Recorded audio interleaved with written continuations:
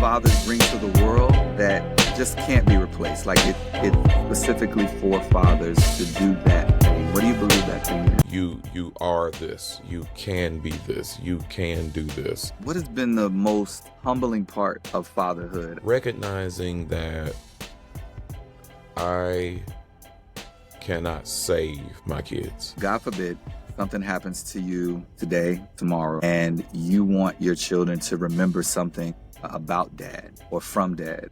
What's that one thing that you want them to remember? All right, listen, family. Listen, we back for another interview. We've got another good brother of ours here. He's gonna drop some more wisdom on us. Listen, we've been reaching out to fathers. We've been, just seeing the heart of fatherhood and seeing what that's all about. And so, none other than our brother here. Tell me your name, man. Yep, my name is Tim Anderson Jr. Tim Anderson Jr. All right, awesome. And then Tim, how many kids you got, man? So I am a father of a blended family. I have 3 biological daughters, but together my wife and I have 5 children, 4 girls, 1 boy. Wow. Okay, so you and the young man holding it down for the testosterone. Man, right? listen. This kid is this is my bonus son, and it's been a blessing to watch him grow and matriculate into manhood. He's fresh off of high school graduation. Wow. And I think with 4 sisters, 2 above him and 2 younger, he's got the cheat code. Oh, so yeah. He should be well-rounded on his way to college this fall. He should have a real good context there. I love that. I love it. Absolutely. School of Hard Knocks.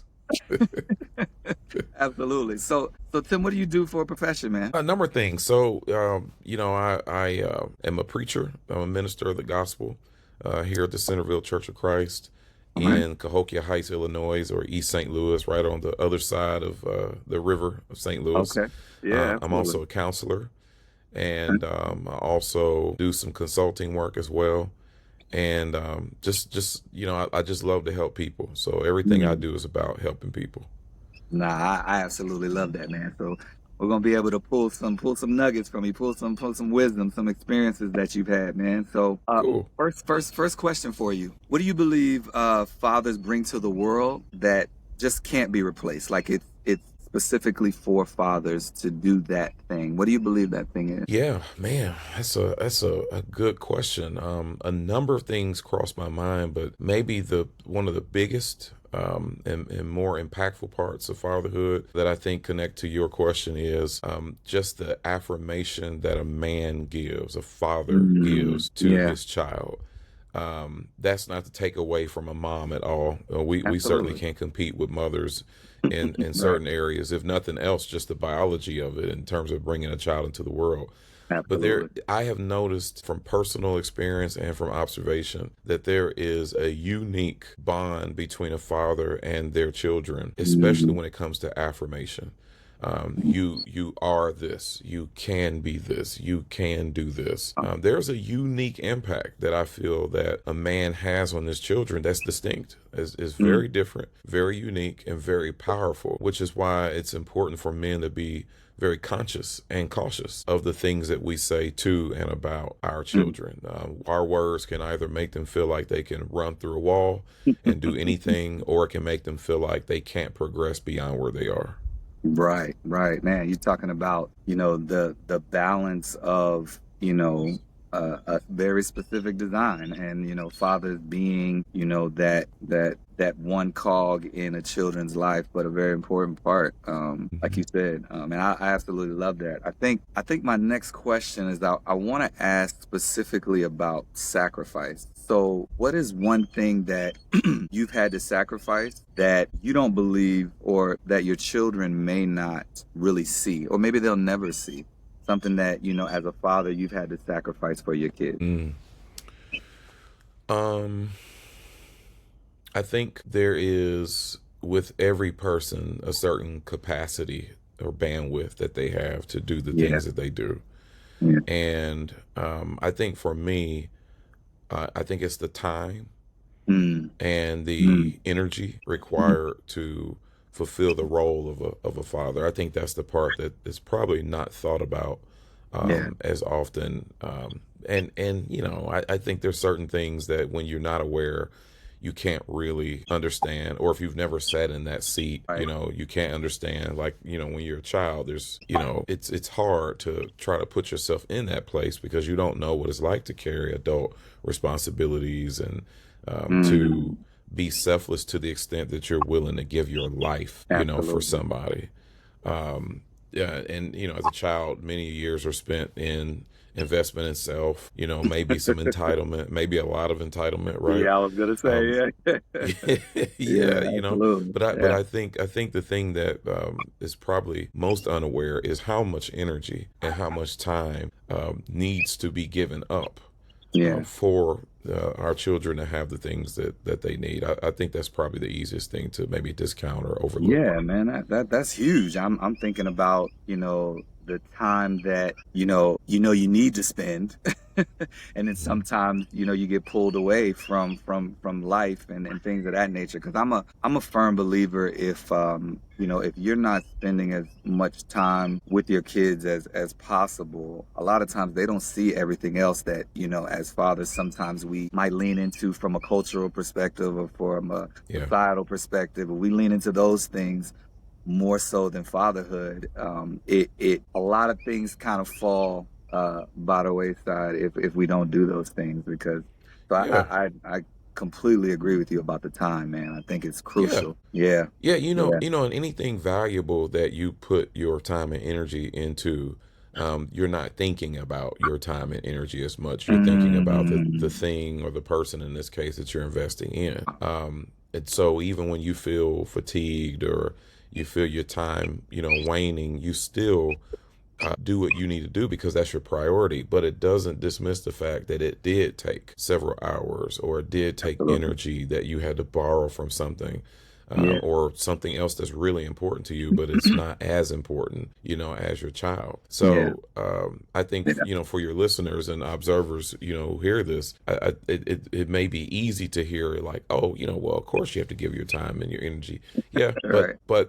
you have to get it from somewhere to give it.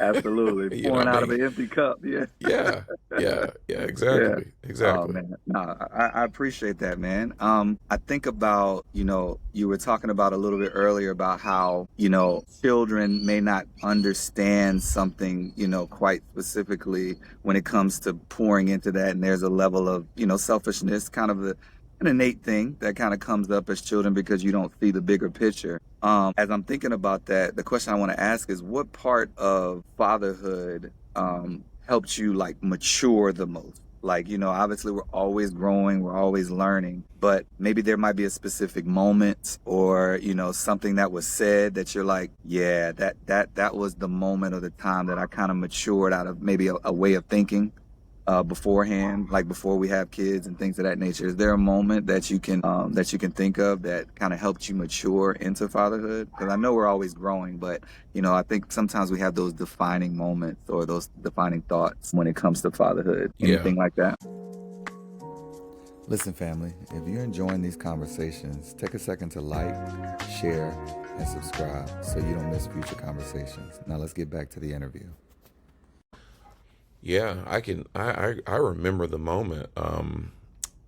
My oldest daughter, London, I Yeah. remember when she was born, and I remember in Mm. those first maybe 3 weeks where you've got this almost feel like a stranger in the house, like Yeah. you have a culture in your home with no kids, and then you have a Right. culture with kids, and Yeah. once you Yeah. get in that culture, it's hard to remember what it was like before they were even there. And I Right. remember just that culture was bending and shaping, and I'm looking at the kid, and I made a habit of just staring into her eyes. I'd read something around Mm. that time that a lot of things about your child changes except their eyes. They may get Wow. bigger, but those are the same eyes. And Yeah. so I made a habit of just watching her and looking at her. And I remember Wow. one day the immensity of my responsibility really hit me because she was crying and I was trying to figure out, what she needed. Yeah. Was she hungry? Was she she needed diaper change? Was she in pain? And I just couldn't Yeah. figure it out. And I was thinking to myself, wow, whatever I do about this, Yeah. is going to impact her in some way, good, bad, or indifferent. It's like Wow. whatever decision I make right here. Yeah. And then for Yeah. some reason, my dear brother, I started thinking about how that's going to connect 18 years from now, 20 Mm. years from now, 25 years from now. Wow. And I really Yeah. started thinking about everything I do is going to have some lasting effect on her life. And the Wow. weight of that, I man, was just gonna say that's a I weight, mean, man. Yeah. oh, dude, it was huge. It was Yeah. huge. It was a very sobering, experience. And one of the things I had to recognize was, and I've learned through reading. I've learned through making Sure. mistakes. I've learned through Absolutely. observation. And one of the things that I think has helped me try to do the best that I could in Yeah. fatherhood is just always remembering this is going to connect to something someday. And so sometimes I've messed Mm. up and I've tried Yeah. to rewrite that by, okay, I can do better so that my child can have a better trajectory. But that has Wow. been the thing that's kind of guided my parenting, from Yeah. the beginning until now.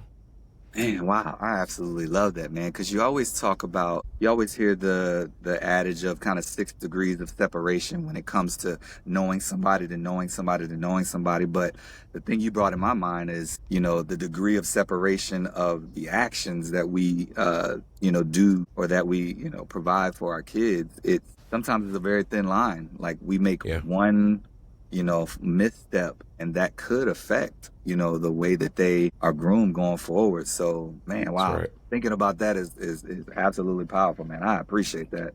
I'm actually Sure. taking Thank notes. you. I gotta take my mental notes on that one. Bless you.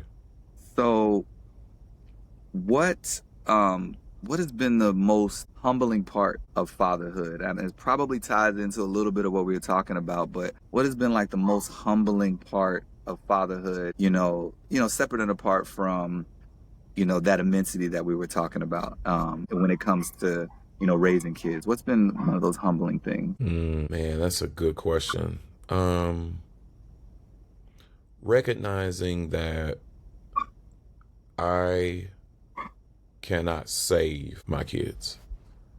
You know, Wow. Wow. like I know right now, sitting here talking to you, that there's never ever going to be a thing that's going to happen. And I know that may sound naive to some people, but there's never a thing that's going to happen that I would not do to try to save my child. Absolutely. But I've learned in my, parental experience and walking through some very difficult life moments with my children Sure. that there were times where I had to recognize I could not save them from certain things. Mm.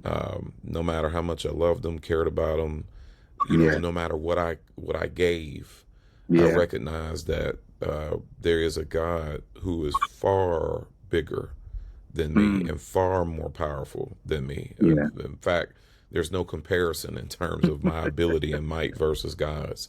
And Absolutely. I've had moments where I really had to recognize, hey Tim, there's nothing you can do in this Right. space that Right. this is something that only their God, my kids' God, which Yeah. is the same God as mine, Absolutely. can do. Do for And them. it's humbling to recognize the extent um, or the limitations of your own ability and the Yeah. extent of God's.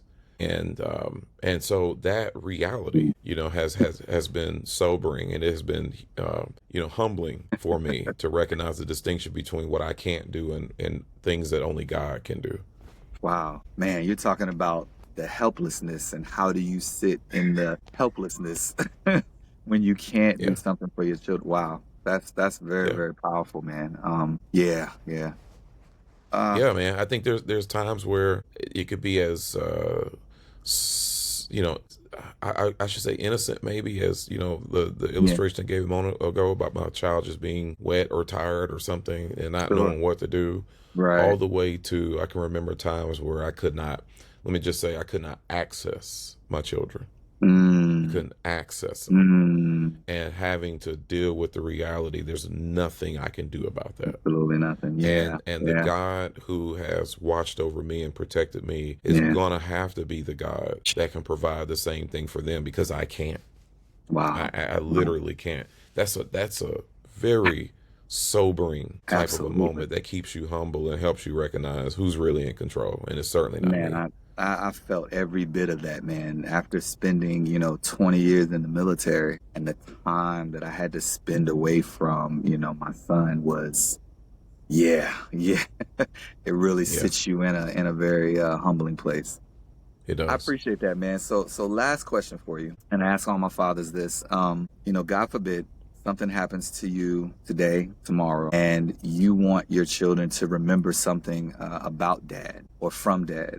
What's that one thing that you want them to remember? I tell them this often, actually. I usually give the disclaimer, hey, girls, dad is not going to always be here. I tell all of them, we love you and we care about you. And the thing that I tell them I want to leave with them is to be better than me. Mm, Be better than me. yeah, And always know that God is the North Star. God is always the direction you need to be walking in. And yeah. if you do that, you will be better than me. Wow. But more importantly, you're going to be close to God. I'm one of those people that I feel like, everything I've learned belongs to my children. Mm, And hopefully mm, it is the building blocks for them to know what to do, what not to do, what to avoid, what to get close to. But ultimately, I want them to know God is the only source of truth and strength and inspiration. And if wow. they have that, no matter how difficult life gets and no matter how confused they are, they will be just fine. They'll be just fine. Wow, wow. Listen, Tim, I appreciate it, man. That was absolutely powerful. Listen, Thank y'all, you. that's another interview in the books. Hey, listen, if y'all like this content, if y'all want to hear more from more fathers, more wisdom, stop right now, like, share, and subscribe. And we'll see y'all at the next interview. All right, peace. Peace. Thank you.